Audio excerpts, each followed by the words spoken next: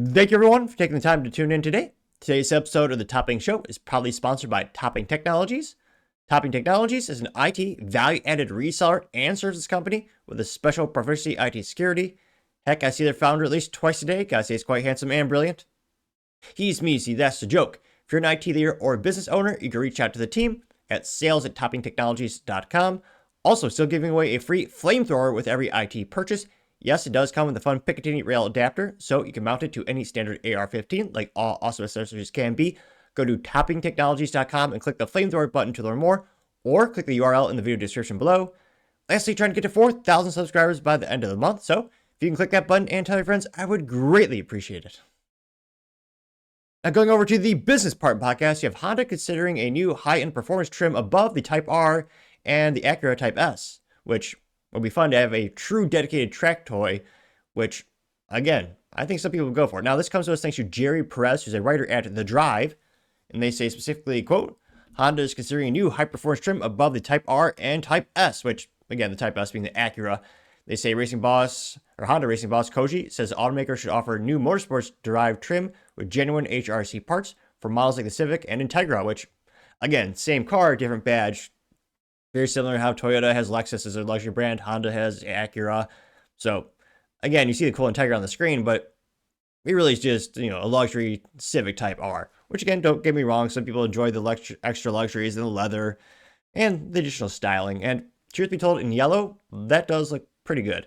Now, they say, quote, despite the mass appeal of profit-rich SUVs, Honda continues to build some of the most accessible, enthusiast-focused cars money can buy.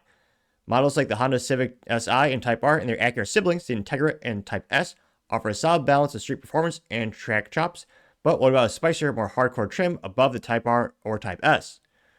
Speaking to the media at the 2025 Rolex 24 at Daytona, Honda Racing President Choji Watanabe said that Honda should create a higher performance model than it already offers with genuine HRC parts.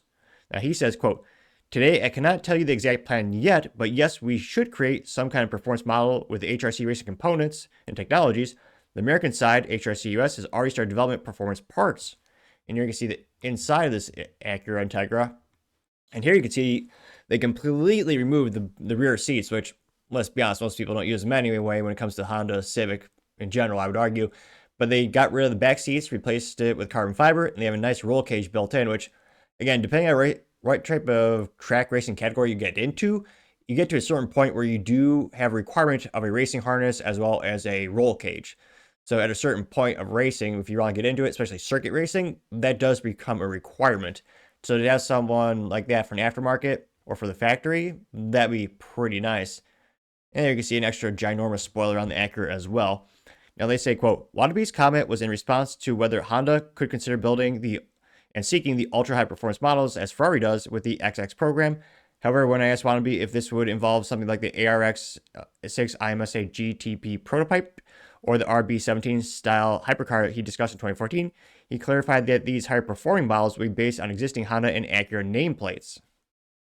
Now he says, quote, we haven't done any concrete plan yet, but the first one will be based on the current existing model like the Integra Type S or the Honda Civic Type R.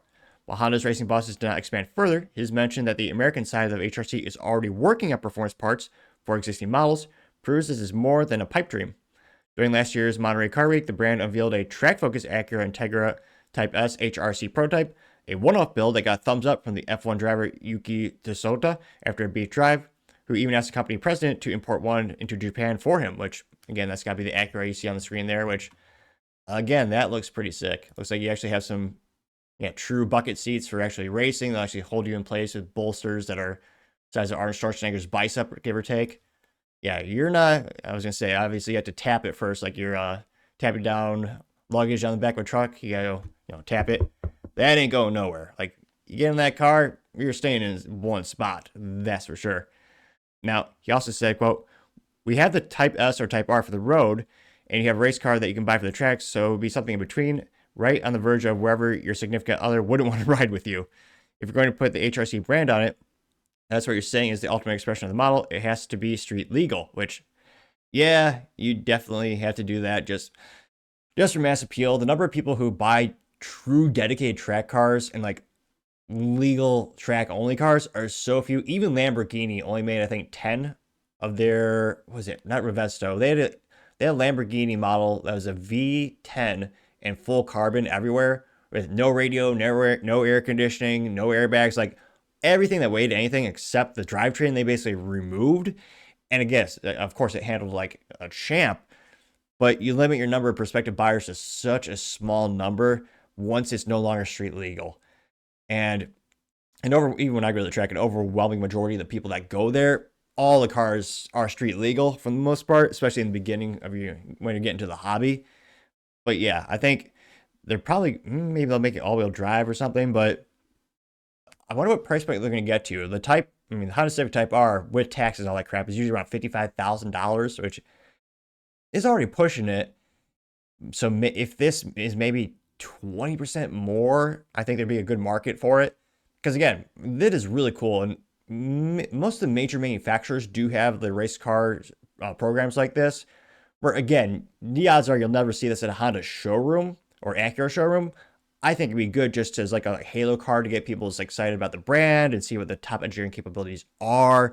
But realistically, this is going to be one of those one-offs, kind of the Camaro Copo, the Copo Camaro program, where you basically do a special order from the dealership. I mean, BMW is really famous for having this. They also have a long heritage of racing. Porsche, same thing. I mean, Porsche, they do have some basically dedicated track toys where you can do kind of standard, just rear seat delete, get more carbon fiber, get roll cage ready, and all that kind of stuff.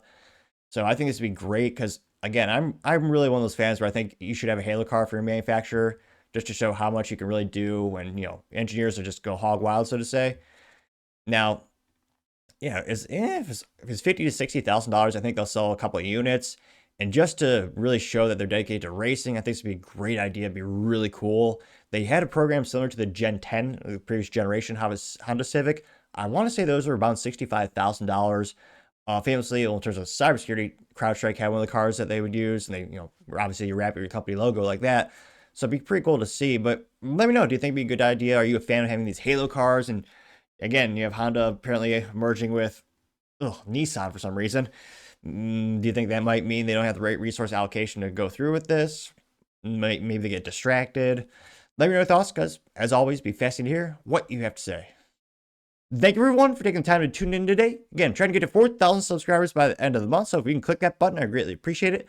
Also, give me a thumbs up, thumbs down, or comment. It's a great way to give me some additional feedback, letting me know how I can make the show better and better. Lastly, don't forget to take time to tell your family, tell your friends, tell your coworkers, heck, tell your enemies, tell anyone and everyone to stay safe and fight the good fight.